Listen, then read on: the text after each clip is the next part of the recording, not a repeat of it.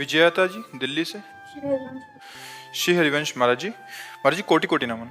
गुरुदेव, मैं किसी जीव की सेवा भाव से मदद करती हूँ परंतु वो मर जाता है। महाराज जी, क्या मैं मनहूस हूँ? नहीं, उसकी आयु समाप्त होती तभी वो मरता है। किसी की सेवा करने से कोई नहीं मरता है। उसकी आयु समाप्त है तो जैसे हम उसकी से किसका प्रश्न है, उसकी आयु समाप्त है तो हम उस किसी की सेवा की, वो मर गया। उसकी आयु समाप्त है, बिना आयु समाप्त हुए कोई थोड़ी जा सकता है, उसको भोगना पड़ेगा। वो चाहे कीड़े पड़ जाए, जब तक आयु नहीं समाप्त है तब तक नहीं मर सकता। और आयु समाप्त चाहे अमृत पिला दो फिर भी मर जाएगा। आयु समाप्त है, उसमें अपना कोई भाग्य नहीं लगता कि हम सेवा की, वो बच नहीं पाया तो हम मनहूस हैं। ऐसा कुछ नहीं। नाम जप करो और जितनी बन सके सेवा करो, किसी का अहित ना हो, ऐसी बातें नहीं सोचनी चाहिए। गुरुजी, हर बार यही होता है मेरे साथ। तो हो सकता है हर बार संयोग ऐसा ही बनता हो कि वही मिलते हो जिनको ढनंगना है। भाई संयोग भी तो है कि वही पशु पक्षी मिलते हैं जिनको जान पधारना है, तो 10-5 बार ऐसा हो गया तुम्हें लगा मनहूस है। ऐसा नहीं है, ऐसी सब बातें नहीं माननी चाहिए। और ऐसी बातें दिमाग में बैठा लो तो डिप्रेशन हो जाएगा। गुरुजी, जिसको पता चलता ना वो कहते हम आपके घर भी नहीं आएंगे, टच कर दोगे तो मर जाएंगे। राधा राधा, अरे ऐसा कुछ नहीं होता।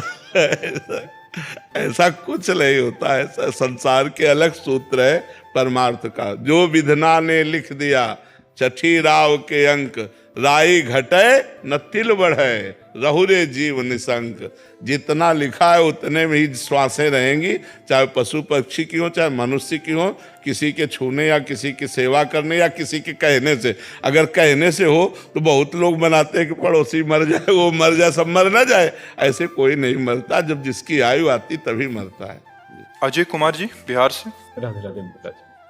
महाराज जी, सांसारिक बंधनों में रहते हुए भी मोक्ष की प्राप्ति कैसे की जाए? मन सांसारिक मोह से धीरे धीरे विरक्त तो हो रहा है महाराज जी। ये तो बहुत बढ़िया बात है, पर अपने कर्तव्य का पालन करना चाहिए। बंधन युक्त होकर कर्तव्य का पालन करना और बंधन मुक्त होकर कर्तव्य का पालन करना, इसमें अंतर है। बंधन युक्त होंगे तो हमें अपने 2-4 लोग जो परिवार के हैं वही प्यारे लगेंगे। जब हम बंधन मुक्त होके करेंगे तो पूरा देश, पूरे विश्व में हमारा प्यार फैलेगा। तो हम अपने प्यार को केवल दीवालों की ओट में न रखें, उसको फैलाएं। मोक्ष प्राप्त करने का मतलब है कि सब हमारी आत्मा है। सब हम, जैसे आप अपने पुत्र से प्यार करते हैं ऐसे हर पुत्र से प्यार करें। आप अपने भाई से प्यार करते हैं, हर भाई से प्यार करें। सबको हम सुख दें लेकिन धर्मयुक्त, और भगवान का नाम जप करें तो गृहस्थ में रहते हुए भी भगवत प्राप्ति है। और यदि हम भगवान का नाम जप न करें, शास्त्र स्वाध्याय न करें, संतों की बात न सुने, तो वहीं बंधे फंसे रहेंगे, उतने में ही रहेंगे। देखो घरों में लड़ाई झगड़ा होते रहते हैं। रुपया कमाओ, खाओ पियो, ब्याह बर, बस इतने में पूरी जिंदगी हो गई। कभी सत्यधर्म अध्यात्म की चर्चा भी नहीं सुनी, कभी भगवान की तरफ चलने। तो ये समझना है कि हमको ईमानदारी से भजन करना है। और जैसे हम अपने परिवार से प्यार करते हैं ऐसे हम समाज से प्यार करें, क्योंकि सब में भगवान विराजमान है। यदि हम समाज में छल कपट करें अपने परिवार से तो उसे मोह कहते हैं। केवल अपने परिवार से मोह, और मोह गए बिनु राम पद होई न दृढ़ अनुराग। बिना मोह का नाश हुए भगवान के चरणों में प्रेम होता नहीं। इसलिए हम नाम जप करें, सत्संग सुने, पवित्र आहार, पवित्र आचरण, सबसे अच्छा व्यवहार, तो भगवान मोक्ष कर देंगे। भगवान हमें मोक्ष पद भी प्रदान कर देंगे। दीपांशु जी। राधे राधे। राधे राधे महाराज जी। महाराज जी, मैं ये जानना चाहता हूँ कि मैंने अभी तक किसी का बुरा नहीं किया, किसी का दिल नहीं दुखाया, अपने कर्तव्यों के प्रति ईमानदार रहा, फिर भी हमारे जीवन में जो आने वाली समस्या है उसका मूल कारण क्या है? आपका ही कर्म, आपका ही पूर्व का किया हुआ कर्म। जैसे पिछली फसल में बाजरा बोया है और इस फसल में गेहूं बोया है, तो हमें खाने को क्या मिलेगा? बाजरा। क्योंकि अभी तो अगली फसल आएगी ना, पीछे की जो फसल है वो हमको खाने को मिलेगी। तो जो हमने पूर्व में पाप कर्म किए, इस जन्म में हम सही चल रहे हैं, ईमानदारी से चल रहे हैं, पर हमें दुख आएंगे क्योंकि वो पिछला पाप हमको भोगना पड़ेगा। इसलिए धैर्यपूर्वक नाम जपते हुए उसे भोग ले, आगे पाप करे ना तो आगे बहुत अच्छा रहेगा। जैसे देखो इस जन्म में हम बाबा जी हैं, पर पूर्व जन्म में कोई पाप रहा तो गर्भ से ही ये रोग रहा, संक्रामक रोग है। अब उसको क्या किया जा सकता है? पूर्व में पाप हुए तो ऐसा संयोग बन गया। तो ऐसे ही आप लोग चाहे जितना सत्कर्म करें तो इसका फल आगे मिलेगा, लेकिन पीछे जो हमसे कुकर्म हो गए उनका हमें भोगना पड़ेगा। इसलिए धैर्यपूर्वक भोग लेना चाहिए, अपना ही किया कर्म है। विवेक पुनिया जी। राधे राधे राधे महाराज जी। महाराज जी, क्या किसी भी भगवान का नाम जप करने से भगवत प्राप्ति हो जाती है? हाँ बिल्कुल पक्का हो जाती है। भगवान के किसी भी नाम का, सीताराम, शिव, दुर्गा, राधा, जो भी नाम प्रिय लगे उससे भगवत प्राप्ति हो जाती है। मनोज कुमार यादव जी। जी। राधे राधे। राधे राधे महाराज जी। महाराज जी, मेरा मन बहुत अशांत रहता है। कोई भी काम बन जाए तो ठीक, काम ना बने तो ठीक, एक जैसा मन रहता है। हमेशा कोई बात देखो हम आपको सच्ची बात बताते हैं, जब तक हमारे अंदर पाप रहेगा तब तक वो हमें सुखी नहीं होने देगा। मान लो आपका काम बन गया है तो निगेटिव सोचवा के आपको परेशान करेगा, ऐसा ना हो जाए, कहीं ऐसा ना हो जाए, अगर ऐसा हो गया तो फिर क्या होगा। वो मतलब निगेटिव इतना नकारात्मक सोच फैला देगा कि जो आपको लाभ मिला है उसका आप आनंद नहीं ले पाओगे। तो उस पाप को नष्ट करने के लिए उपाय भगवान का नाम, नाम संकीर्तनम यस्य सर्व पाप प्रणाशनम। भगवान का नाम समस्त पापों को नष्ट कर देता है। तो आजकल काउंटर चला है, काउंटर लो और राधा राधा, राम राम, कृष्ण हरि, जो नाम प्रिय हो खूब जपो, देखो आनंद आने लगेगा। पाप नष्ट होते ही सकारात्मक सोच होने लगेगी। अगर सकारात्मक सोच हो, पॉजिटिव हो, तो विपत्ति में भी हम आनंद से निपट सकते हैं। और अगर निगेटिव नकारात्मक सोच हो तो हम संपत्ति होते हुए भी परेशान हो सकते हैं। बड़ी मन समस्याएं पैदा कर देता है, कहीं ऐसा हो गया तो होना नहीं है। अब वो सोच के परेशान हो रहा है। अगर यही सोच हम नाम में लगा दें, यार जो होना होगा सो होगा, देखा जाएगा, राधा राधा राधा, और मस्त पॉजिटिव चिंतन, तो आनंद आ जाएगा। नमक रोटी खा के भी आनंद रहेगा और पंखा में भी आनंद रहेगा। और अगर निगेटिव चिंतन है तो एसी में भी बैठ के जलोगे, रबड़ी खा के भी असंतुष्ट रहोगे। इसलिए नाम जप करो जो अंदर के सिस्टम को सुधार दे। अंदर के सिस्टम की बाहरी दवा नहीं है, अंदर के सिस्टम की भगवान के नाम की दवा है। जासु नाम भव भेषज, भेषज माने औषधि, जासु नाम भव भेषज हरन घोर त्रिशूल। जिनका नाम दैहिक, दैविक, भौतिक तीनों तापों को नष्ट करने वाला, सब पापों को नष्ट करने वाला और आवागमन के चक्र को रोक देने वाला, उन भगवान का नाम जप करो, खूब नाम जप करो। इंस्पेक्टर अखिलेश मिश्रा जी।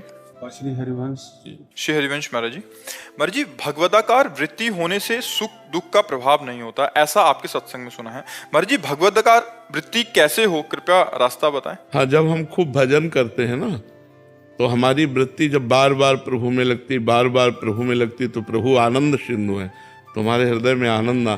और जहाँ एक बार आनंद आया तो आनंद के लोभ से मन प्रभु में एकदम स्थिर होने लगता है, प्रभु में लगने लगता है। वैसे इसका स्वभाव आनंद की खोज संसार में करने की है, पर अगर कहीं भजन के बल से प्रभु में आनंद का अनुभव कर ले तो फिर भगवदाकार वृत्ति होने लगती है। जब हम बार बार अव्यावृत भजनात्, बार बार आवृत्ति भजन की कर रहे, राधा राधा राधा राधा, तो हम जो सोचते हैं वो वही सोच पाते हैं, जो सुनते हैं, जो बोलते हैं, जो देखते हैं। हमारी सोच वही होती है जो हम सुनते हैं, जो देखते हैं, जो बोलते हैं। तो हम बार बार नाम को ही देखें, नाम को ही सुने, नाम को ही बोलें, तो हमारी भगवदाकार वृत्ति हो जाएगी। अब बराबर नाम में मन नहीं लगता, इसलिए थोड़ी देर कथा सुन लेते हैं, थोड़ी देर सत्संग सुन लेते हैं, थोड़ी देर सेवा कर लेते हैं, थोड़ी देर व्यवहार भी कर लेते हैं, भगवत भाव से नाम जप कर लेते हैं। तो ये सब जो अभ्यास है साधन का, ये वही भगवदाकार वृत्ति करता है। कठिन, मुश्किल नहीं है। यदि हम बार बार प्रयास करते रहें नाम जप करने का, तो देखो पहले से अब देख लो अंतर है ना, तो अब से आगे अंतर पड़ जाएगा यदि अभ्यास आपका चलता रहा। समस्या में अभ्यास टूटने लगता है। जैसे कोई समस्या आती तो हमारा चिंतन खिंचता है, कोई विपत्ति आई, कोई प्रतिकूलता आई तो हमारा चिंतन खिंचता है, और उस समय संभालने की जरूरत है। अनुकूलता में विषय सेवन, सम्मान, लोकप्रियता ये बढ़ती है। प्रतिकूलता में एकमात्र भगवान की तरफ ही मन जाता है कि अब कोई सहयोगी नहीं है तो भगवान ही हमारे सहयोगी हैं। तो भजन में प्रतिकूलता अच्छी मानी गई है, पर भगवान से प्रार्थना करें कि प्रतिकूलता दो तो इतनी सामर्थ्य दो कि सह जाएं, हमारा अन्य चिंतन न हो, हम टूट न जाएं। नहीं तो ऐसी ऐसी प्रतिकूलताएं आती कि आपको अविश्वास हो जाएगा, हमारा सब कुछ ऐसा, अब आपका सब कुछ नहीं है, अब उनका सब कुछ है, वो जैसे चाहे तैसे। और सब भक्तों को ध्यान रखना, भगवान की 3 लीलाएं होती हैं, सृजन, पालन और संहार। ये सबके जीवन में होगा। शरीर की रचना हुई है तो इसका पोषण भी वही कर रहे हैं, अन्न जल वायु आदि के द्वारा, और विनाश भी वही करेंगे। ऐसे हमारा परिवार है, ऐसे ग्राम है, प्रदेश है, राष्ट्र है। रचना उन्होंने की है, पालन भी वही कर रहे हैं, विनाश भी वही करेंगे। हमको रचना लीला, पालन लीला और विनाश लीला में समता प्राप्त करनी है। नहीं तो रचना अच्छा लगता है, पालन अच्छा लगता है, लेकिन विनाश अच्छा नहीं लगता। और ये होता है, पुत्र का मर जाना, पत्नी का मर जाना, पति का मर जाना, परिवार के जनों का बिछोह होना, तब लगता है भगवान कहाँ है। अगर होता तो हमारा एक ही पुत्र था, क्यों हरण कर लिया? क्या वो इतनी सृष्टि में हमारा ही पुत्र मिला था उनको, हम उनकी शरण में भजन करते हैं तो क्या इतना नहीं रख सकते थे कि मेरे परिवार का एक ही दीपक है, उसको भी बुझा दे? ऐसी धारणाएं बनने लगती हैं। तो अपने को विपत्ति में, दुख में संभालना है, क्योंकि भगवान की 3 लीलाएं। जैसे पुत्र की आयु 20 वर्ष है, अब आप चाहे जितना भजन करो 21 नहीं हो सकती, वो 20 ही रहेगी। जो विधना ने लिख दिया 6 राव के अंक, राय घटे न तिल बढ़े रहुरे जीव निशंक, उसको उतना ही रहना है। तो कभी कभी ऐसी विपत्तियां आती हैं, ऐसे दुख आते हैं जिसमें हमारी भगवदाकार वृत्ति का जो हम अभ्यास कर रहे हैं उसमें विक्षेप पड़ने लगता है। तो हमें चाहिए उस समय हम धैर्यवान बने, वही होगा जो प्रभु चाह रहे हैं, वही होगा जो प्रभु चाह रहे हैं, वही होगा जो श्री जी चाह रही हैं। श्री जी मंगल चाहती हैं, कभी अमंगल नहीं हो सकता। राधा राधा राधा राधा, समय आया है, कट जाएगा। और उस समय आपकी भगवदाकार वृत्ति में विक्षेप नहीं पड़ा, क्योंकि आपका चिंतन रहा। तो आगे आनंद जब आएगा तो भगवदाकार वृत्ति उदय होने लगेगी। तो ये अभ्यास, दुख और सुख में चलते फिरते, खाते पीते, उठते बैठते, हर समय प्रभु का चिंतन करना। कभी रूप का ध्यान, कभी लीला कथा सुन रहे, कभी सेवा, कभी भजन, कि हम हर प्रकार से अपने चित्त को प्रभु में जोड़े। सुरेंद्र कुमार जी, लखनऊ से। महाराज जी सादर वंदन। महाराज जी कृपा कर बताइए कि भक्ति करते हुए आत्मविश्वास कैसे बना रहे और अहंकार भी ना आए। वही भक्ति ही बढ़ाती है विश्वास। बिन विश्वास भगति नहीं, ते बिन द्रवहि न राम, राम कृपा बिनु सपन्यु जीव न लह विश्राम। जब हमारा भगवान से अपनापन हो जाता है तो हमारा विश्वास दृढ़ हो जाता है। बिना श्रद्धा विश्वास के तो भक्ति मार्ग में प्रवेश ही नहीं है। भवानी शंकरो वंदे श्रद्धा विश्वास रूपिणो, याभ्याम बिना न पश्यन्ति सिद्धा स्वान्तास्तमीश्वरम। श्रद्धा विश्वास के बिना हृदय में विराजमान भगवान हैं, पर हम कहाँ अनुभव कर पाते हैं। तो हमारा श्रद्धा विश्वास भक्ति से ही बढ़ेगा। जैसे जैसे हमें भजन करते हुए अनुभव होगा वैसे विश्वास होता जाएगा। कई घटनाएं जीवन में ऐसी आई कि जिसमें केवल भगवान ही निवारण कर सकते थे। तो जैसे ही निवारण हुआ तो हमारा विश्वास और बढ़ गया, जैसे ही निवारण हुआ तो हमारा विश्वास और बढ़ता चला गया और समर्पण होता चला गया। तो कभी कभी माया ऐसा विक्षेप करती कि जहाँ हमें विश्वास करना चाहिए वहाँ वो ऐसी लीला कर देगी कि हमें अविश्वास हो जाए। पर हमको अपने भगवान से विश्वास बनाए रखना है।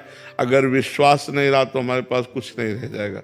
और जैसे भक्त लोगों को लोग ठग लेते हैं, तो विश्वास के कारण ही तो ठग लेते हैं, फंसा लेते हैं विश्वास के कारण। जैसे आप कहो कि आज हमने देखा आम जो है वो नीम की तरह कड़वा था, तो हम विश्वास मान लेंगे, होगा, ऐसा हो सकता है, क्योंकि हमारा विश्वास ही सब कुछ रहा है। तो तुम जो बोलोगे हम विश्वास मान लेंगे।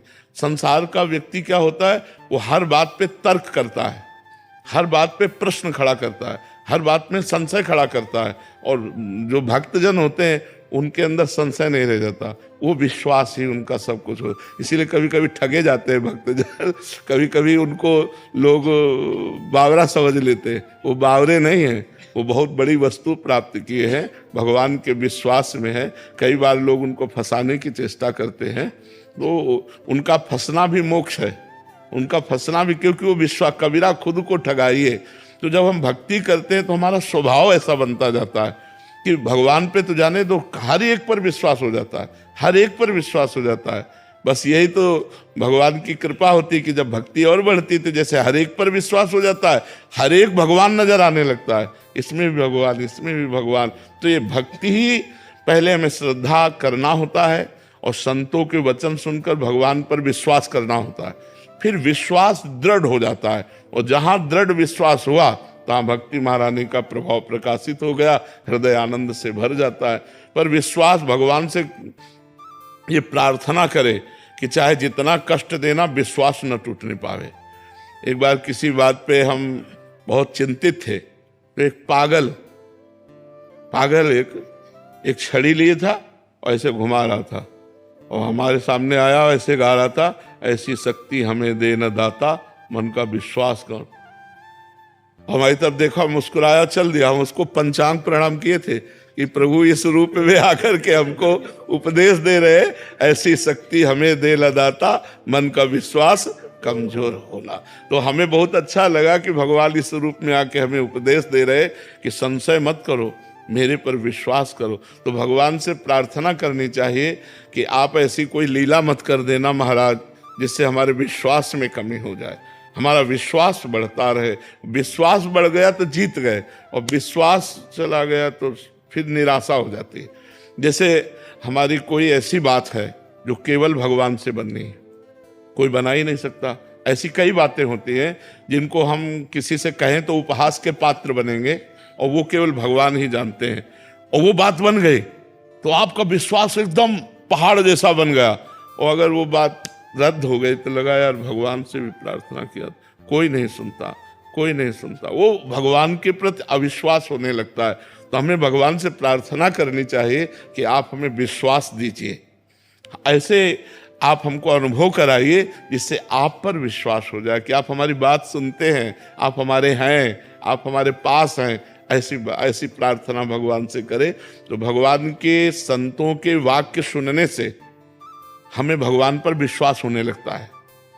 तभी तो लोग गंदे आचरण छोड़कर अच्छे आचरणों की तरफ बढ़ते हैं, और जब हमें अनुभव होने लगता है भगवान की कृपा का, तब विश्वास दृढ़ हो जाता है। जहां दृढ़ विश्वास हुआ फिर तो किसी की जरूरत रहे। ऐसे जीवन में कितने अनुभव हुए जिनमें हमको केवल भगवान ने बचाया, केवल भगवान, केवल दूसरा कोई नहीं। तब लगता है अरे ये तो भगवान हमें देख रहे थे, भगवान हमें बचा दिए। जैसे ऐसे गंगा किनारे जा रहे थे, ऊपर पपड़ी थी और नीचे भारी दलदल, मलाई जैसा दलदल। अब हम अपनी मस्ती में जा रहे थे भगवत चिंतन करते हुए, पीछे से ए बाबा आगे मत जाना, दलदल है। उन्हें पीछे मुड़ के देखा, कोई नहीं दिखाई दिया। आगे छड़ी जो थी, जो ऐसे छड़ी किया, अरे हमको आप बताओ यहाँ कौन आता निकालने, यहाँ कौन आता निकालने। भगवान ने आवाज दी और कोई दिखाई नहीं दिया, और हमें लगा मेरा मालिक मेरे साथ है, वो मुझे देख रहा है, आए वही कृपा कर। तो हमें लगता है कि अगर हम भगवान से प्रार्थना करें कि आप हमारे विश्वास को कभी न तोड़ना, नाथ हमारा विश्वास बढ़ता जाए, ऐसी शक्ति हमें दे न दाता, मन का विश्वास कमजोर हो। विश्वास कमजोर हो गया तो फिर किसी के समझाए नहीं समझोगे आप, आपका विश्वास उठ गया तो फिर भक्ति फिर नहीं रहेगी। विश्वास ही तो सारा खेल है। हम देखो भगवान के श्री विग्रह में या भगवान के चिन्हों में जो भाव समर्पित करते, तो हमारा विश्वास है ना कि भगवान स्वीकार करते हैं, तभी तो हम समर्पित करते। जल है, दूध है, भोजन है, आभूषण है, वस्त्र है, कि हम ये जो दे रहे हैं वो भगवान स्वीकार कर रहे हैं। तो हमें हर क्षण अगर विश्वास हो कि मैं जो राम राम जप रहा हूँ, राधा राधा जप रहा हूँ, कृष्ण कृष्ण जप रहा हूँ, भगवान सुन रहे हैं मेरी बात। भगवान पर भगवान कृपा करे और हमारी बात जो है वो सुन ले और हमें विश्वास दे दे कि हमारी बात सुनी जा रही, भगवान हमारे हैं, ये सच्ची बात समझ लो। वही ऐसी कृपा करेंगे कि आपका विश्वास दृढ़ हो जाएगा। अगर वो ना चाहें तो ऐसे माया भी है, माया उन्हीं की तो है कि विश्वास होना कठिन हो जाए। विश्वास होना, एक बार नामदेव जी ने भगवान से कहा, जब कुत्ते में भी भगवान को प्रकट कर लिया, तब भगवान से कहा अब तुम छुप नहीं सकते। विट्ठल भगवान से बातचीत करते थे, तो कहा प्रभु अब तुम हमसे छुप नहीं सकते, अब गुरु की कृपा से हमने पहचान लिया आपको। भगवान ने कहा सही। उन्होंने कहा हाँ, अब तुम छुप नहीं सकते। अब मंदिर में बैठ के भजन करने लगे, तो भीड़ थी, मन में आया मंदिर के पीछे जाएं। तो मंदिर के पीछे गए तो 10-20 लड़के आके गुल्ली डंडा खेलने लगे, हो हल्ला मचा। तो उन्होंने सोचा नदी के किनारे जाएं। नदी के किनारे गए तो वहां बैठ के भजन ही कर रहे थे। इतने में जो है कोल की रात रूप जंगली वो अपने वहां तंबू लगाने लगे और शोरगुल मच गया। तो इन्होंने जाके कहा ए शोरगुल क्यों मचाते हो? अरे बोले दिन भर के भूखे थे, अच्छा मिला, काट करके इसी को खा जाते हैं। और गड़ासा लेकर के पति पत्नी दोनों दौड़े और वो भागे कांच समेट करके अपनी, और भागते भागते विट्ठल भगवान के मंदिर में आए। ऐसे भगवान ने कहा क्या हो गया? अरे बोले पता नहीं कौन कसाई था, वो कह रहे थे काट के खा जे। बोले अभी तो थे। बोले पहचान पाए? जब तुम मंदिर के पीछे गए तो लड़कों को साथ लेके अभी गए, पहचान पाए कि मेरे भगवान खेल रहे हैं। और जब तुम नदी किनारे गए तो हम और रुक्मिणी जी थी, और कौन था? बोले प्रभु आप पहचानना चाहो तो आपको पहचान ले, लेकिन आप ना पहचानना चाहो तो ऐसे रूप है कि पहचाना नहीं जा सकता कि भगवान है। ऐसे रूप। कई कथाएं ऐसी महापुरुषों के जीवन में आती हैं। एक संत भगवान थे, बड़े सिद्ध महापुरुष थे, तो वो काशी से गंगा नहा के चले, तो एक ऐसे कुष्ठ मक्खियां भिनभिना रही ऐसा रूप रख के, और बगल दूर दूर दूर। तो कहा किससे? कौन दूर? कहां दूर? कैसे दूर? कौन दूर? किससे दूर? कहां दूर? बस चरणों में गिर गए तो देखा भगवान विश्वनाथ जी। कौन दूर? कहां दूर? कैसे दूर? किससे दूर? वही आत्मा, वही परमात्मा, सब किससे दूर? कौन दूर? कहां दूर? तो उनके ऐसे रूप है कि हम कहो धक्का लगा दे, हम कहो उनको बाहर कर दे। वो चाहें तो हम पहचान सकते हैं, और वो ना चाहें तो हम पहचान नहीं सकते। वो चाहें तो हमारा विश्वास दृढ़ हो, अगर वो ना चाहें तो हम विश्वास कर ही नहीं सकते। ऐसे लीलाधारी है, ऐसे मायावी है, पूछो मत। इसलिए भगवान की शरण में होकर महाराज आप ही कृपा करो, तब हमारी भक्ति पुष्ट हो, तब हमारा विश्वास पुष्ट हो।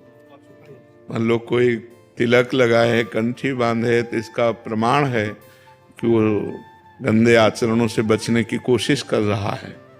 नहीं कह सकते कि गंदे आचरण वाला नहीं है, पर वो कोशिश कर रहा है।